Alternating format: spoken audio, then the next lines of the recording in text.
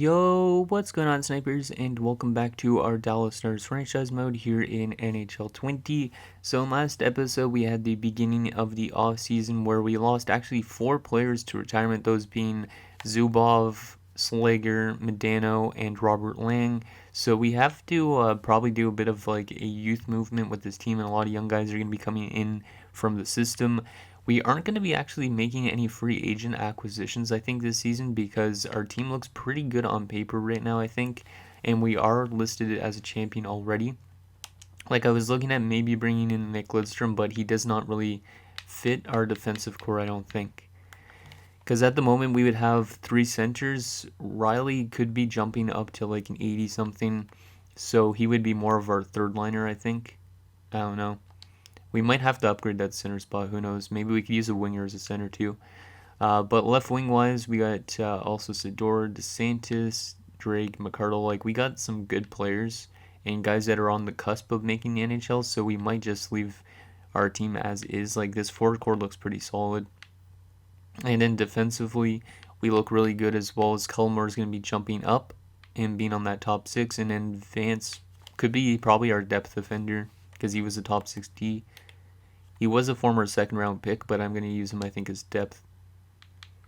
And then there's also Magnuson actually as well, who could end up being a depth defender. Okay. And then, yeah, goalie-wise, we're pretty good as well. So I don't think we're going to make actually any signings this year, which is kind of weird because normally I make at least one free agent signing. But this team looks pretty good, I think. And, yeah, for if we wanted to actually go after Nick Lidstrom, like, he's a free agent right now, but we might be able to trade for him if a team is doing bad that signs him. Maybe we'll end up trading for him like at the trade deadline or something. I don't know. But he is after a 2-year contract, which I don't know if I'll be willing to give him a 2-year contract because he is 38. So yeah, let's just sim all the way till the end of this offseason. We're not going to be making probably any trades either. Okay, so there's a trade between Hartford and Russia. So Hartford, who won the Stanley Cup, is dealing actually acquiring 2 seconds in Copeland for Vacation and a 5th. So I guess they must have really good depth on defense to give up an 83. Okay, so let's continue the simulation. So 3rd and Tulipov for a 3rd and 4th. No, no, I don't think I really need the extra pick. Matthews in a 2nd to Montreal for Mike Rathje, a 4th and a 5th, okay. Carson Lambos in a 4th to Boston for 2 seconds. That was a waste of a 1st round pick if Carson Lambos went pretty high up. Ottawa also acquires a 2nd and a 3rd for Arlo. I think that's Robin Lowe. I could be wrong. And a 5th. So it seems like Ottawa's still in rebuild territory, like they are in real life right now. So it looks like we're getting some of our RFAs back. Richard Matvichuk in a 3rd go to Pittsburgh for a 1st and Mayers. Damn. Matvichuk fetching a 1st round pick. Okay. Anaheim requires 2 first and Kuka for Hodges. An 86 overall. So that's a pretty big blockbuster trade, I think. I don't know what Kuka's potential is. We're getting offered Holly and Arnott for 2 first round picks in Dorset. No thanks.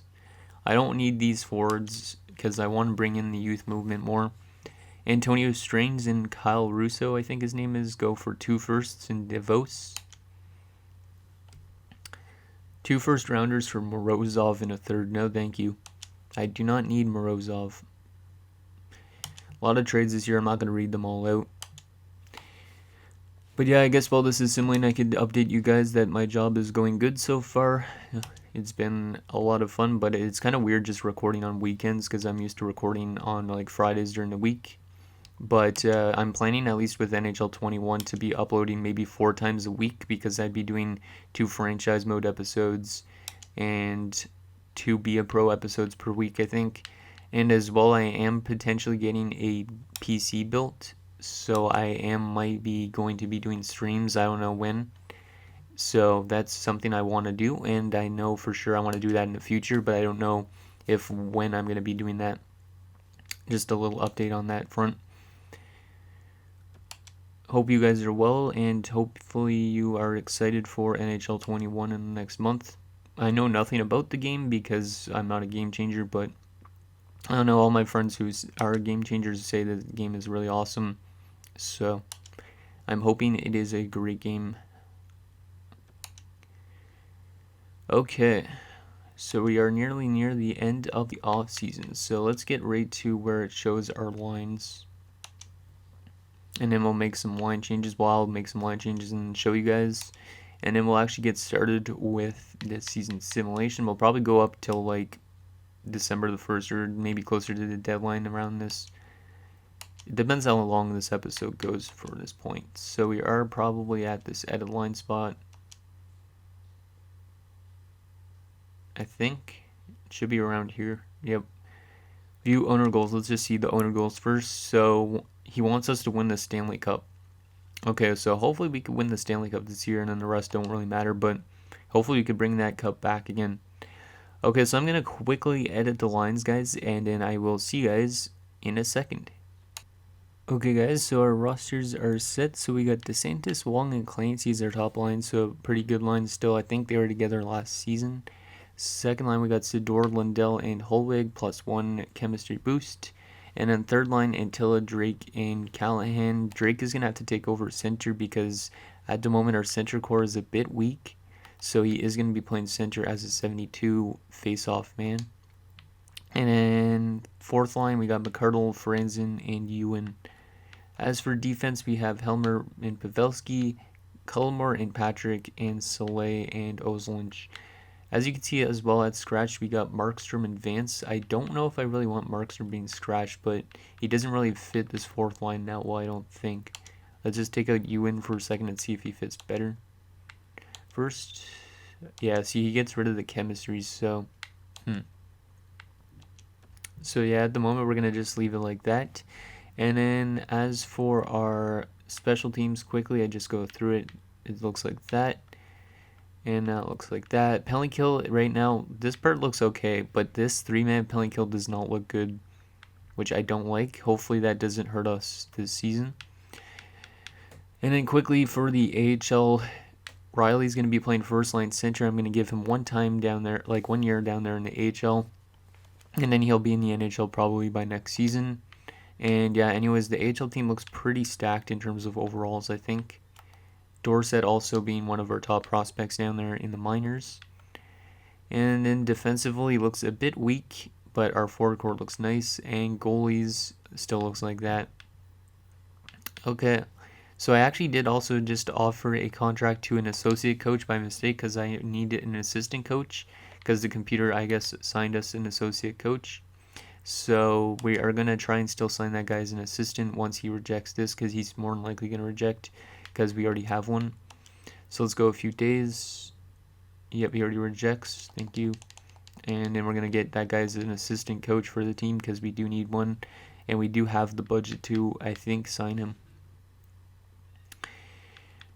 Just because I forgot about doing that in the off season, but whatever. I could do it right before the season starts. That's fine. So we want to go back to that associate coach and sign him as an assistant coach. See if he's willing to do that. And we'll sign him for more than he wants, hopefully. There you go. Okay. So once that's done, then we're going to get started with this season simulation. Hopefully we could win the Stanley Cup this season like our owner goal is. I don't know if we will be able to, but who knows. Okay, so I think Bartkowski should accept by the start of the preseason. Yep, he accepts. I could join the staff with little drama.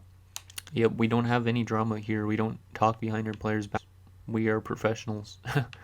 Okay, so let's go to, I guess, November the 1st. See how we do in the preseason, and then see how we start up the season. Hopefully, though, we are a good team this year because normally this team kind of is a team that like fluctuates in terms of wins and losses, and we always finish right like just a bit above 500. Like we never have a season where we actually win a President's Trophy really that much.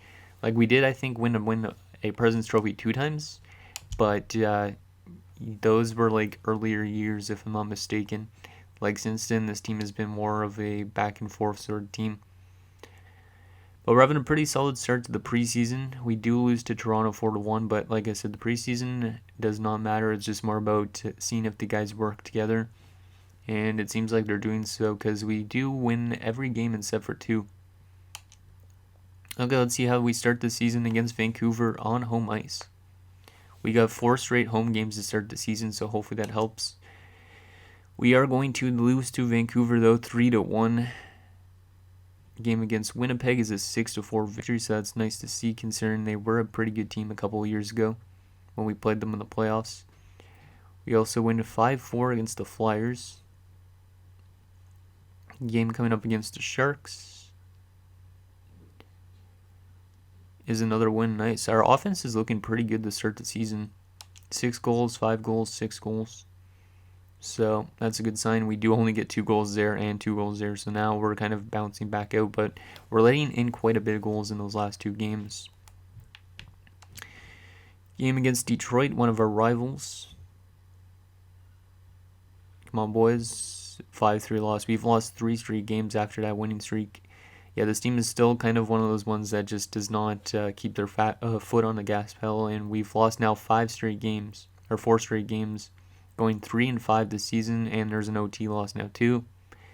Not a good start, really. I don't know what the case is. And game against New Jersey is a 5-1 win. So 4-5-0-1. I mean, it's not great, it's not good, but it's not bad either, because it's kind of close to 500-ish. And oh my god, Mika Antilla's got 9 goals in 10 games. 10 points in 10 games, and 9 of them are goals. That is absurd. 9 goals and 1 assist. Is he leading the league in goals right now? Because if he is, that's pretty insane. This guy ends up winning a Richard with an 81 overall. That would be pretty crazy to see. Let's just go quickly to the entire league. I know I'm already looking at stats, which I don't really want to. But is he leading the league in goals? No, he's not. He is tied for second in goals behind Peter Bonk and Jake Hobstalls, but still he's having a really good start to the year. Hopefully that continues all year long. Because, I mean, he has been having some good seasons, and we did just give him a multiple-year deal, I think, for $3 million. So I'm hoping he continues to produce on that third line. Let's go another month. We're going to try and breeze through a decent chunk of the season in this episode.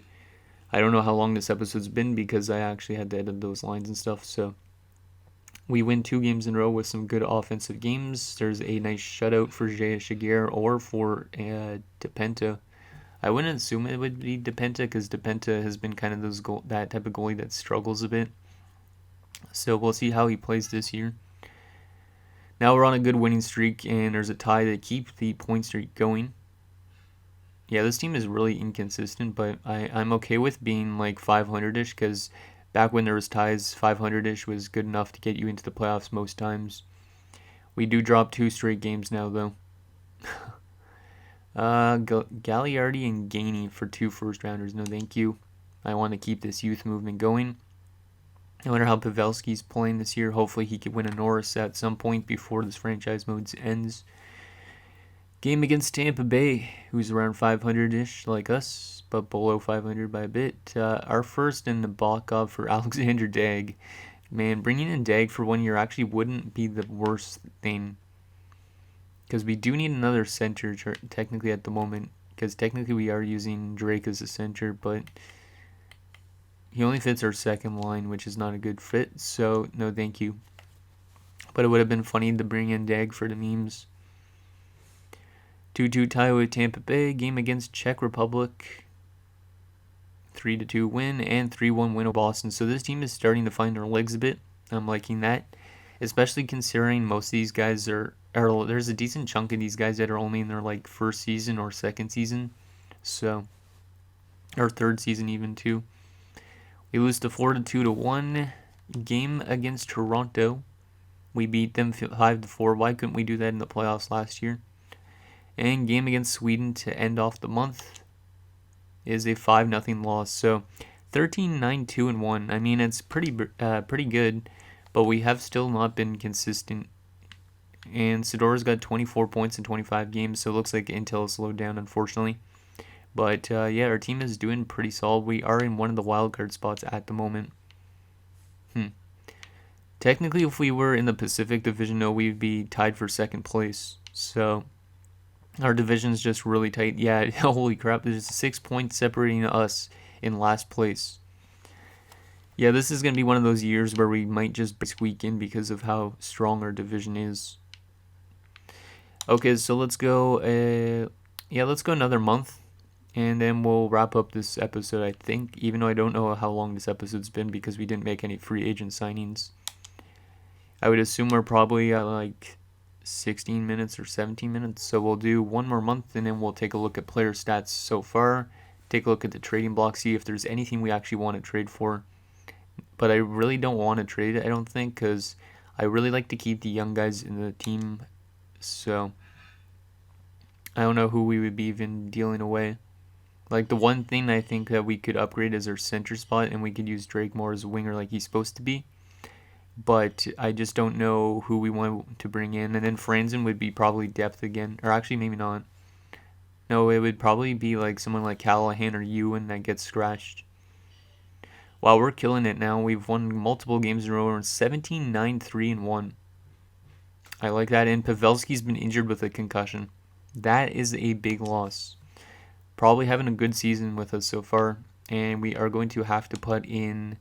Who is it? Vance. Yep. Vance is an offensive defenseman as well, so maybe he could actually be pretty solid. He's listed as a top 60, but we're going to be using him as depth mostly. And he does actually fit our first line pretty well, so he might actually be the perfect replacement. Pavelski was in a shootout? Wow, okay. I like our coach's strategy of putting in a defenseman in the shootout. Yeah, we'll give Vance a chance in the shootout as well, why not, since he's offensive. Let's see how Vance plays. Just watch Vance go like point per game or something. That would be pretty crazy. We do lose 5-2 to San Jose, tied with Russia 3-3. Game against Toronto again, we tie with them 3-3, so at least it's a point. I would take that any day over an overtime loss. Game against the Mighty Ducks. And Tristan Cullimore is back, but I don't think he was ever injured. And it's a 4-1 loss. That was actually on the All-Star game. Or no, that was on the promotion night, so okay, never mind. I don't know why they don't have the All-Star game still in the NHL. It's kind of annoying. There's a 6-1 win over Chicago, 4-3 loss against Detroit, 4-2 loss to Czech Republic, and one more game against Germany. Come on, boys, get at least one more win. 6-2 win, 19-13, 5-1 at January the 1st, and we are third in our division. Not too bad of a start. Not too bad. I would like to be a bit more consistent, but I'll take that.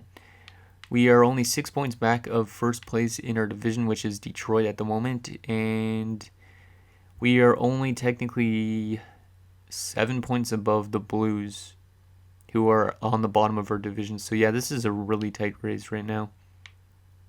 Like currently at the moment, we would be third in the Pacific, and we would have a 10-point lead if we were in the Pacific. Yeah, the Pacific is actually having really bad records. Like the Oilers and the Flames are doing pretty solid, but then the Canucks and everybody else is below 500.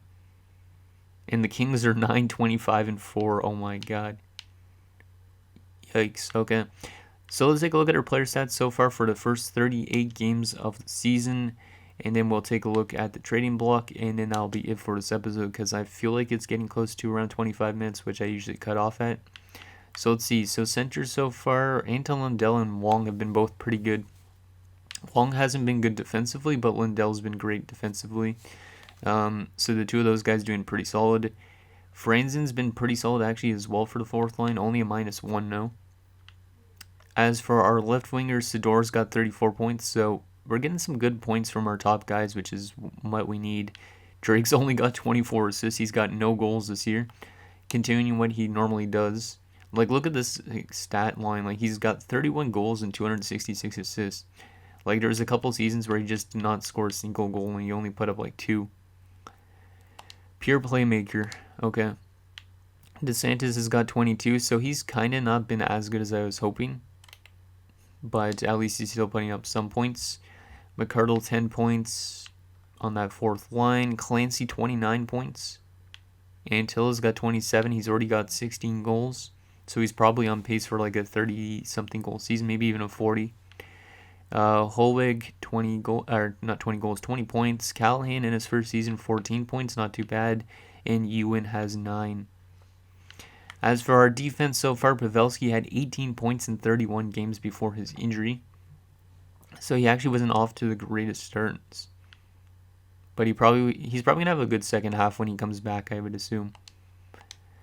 Ozelinch 15 points, even though he's 36. Helmer 12 points. Patrick 11 points. Soleil 7. Cullimore's got 6. And Vance has 4 and 7. So Vance has been pretty solid as a depth defender. And in goalie-wise, Jaguar has been pretty good. Goals against is a bit high up. And DePenta has been actually better than Jaguar so far as backup. But he hasn't won as much. He's staying around 500. Let's just actually take a quick look at the entire league, even though we're not done the season yet, to see who's leading right now. It's Raphael Foote with 59 points. And Lindros and Pasquale and Smith all behind him. Okay, let's get to what's on the trading block, and then that'll be it for this episode. Just to see if there's anything that could actually help us out, potentially for a playoff run. Like right now, this team looks like they'll make the playoffs, but we need to kind of be a bit more consistent of a team, I think. That's always been a problem, though, for us. So let's see, anything on the block that actually is interesting. Looks like mostly prospects at the moment. Yaroslav Spacek wouldn't be a bad option for the top 6, but I don't really know if I want to scratch anybody. Timo Solani would be a solid 4th liner to bring in, maybe. He fits our second line. How's he up for points? Not that great. Chris Osgood's on the block. He's dropping off a lot. Doesn't look like anybody huge, though, on the block so far. Oh, there's somebody decent. Benkinson's still on the block. Didn't he match our system? Yeah, only our bottom 6, though. He is a center as well, but he matches our bottom 6 and he's a second liner. I don't really like trading for players out of their role. Walter Ortiz, no thank you. Marcus Naslund with 1 year left. Doesn't look like he fits our team. But if you guys see anything available, let me know. And I might be willing to make a trade next episode. Like, Dag still is interesting, kind of. Falk is signed way too long term for me to want to keep and get him. Antoine Leroy, he fits all forward lines. Interesting. Who is that? Samuel Lee. Okay, I thought that was going to be like Stanley or something like that. Okay. But we don't really need to upgrade the goalie situation. Pat Falloon, another meme. He's actually having a really good year, but he does not fit our system, unfortunately. Gagliardi doesn't fit our system either, and Gainey, who we were getting offered, doesn't either. But yeah, it doesn't look really like there's a huge amount of stuff on the block right now. We could still just wait right till the trade deadline to actually make a deal. So yeah, that's what's on the block. If you guys saw anything, let me know down below. Let's take a quick look at how our AHL team has been doing. At least our 2 main prospects down there. I just want to see how they've been doing so far, and then that'll be it for this episode. So Braden Riley is, he's killing it in the minors. 30 points in 34 games, and he's a plus 20. I think this kid deserves to be called up, and then we could use Franzen maybe as a depth center or something. Or we might end up scratching like Ewan. But Riley is off to a fantastic start, and he's listed as a 4th liner, so I think I might call him up for next episode. I think that might be our roster move we make, because he's, like, in this pace, he might actually win, like, awards down there.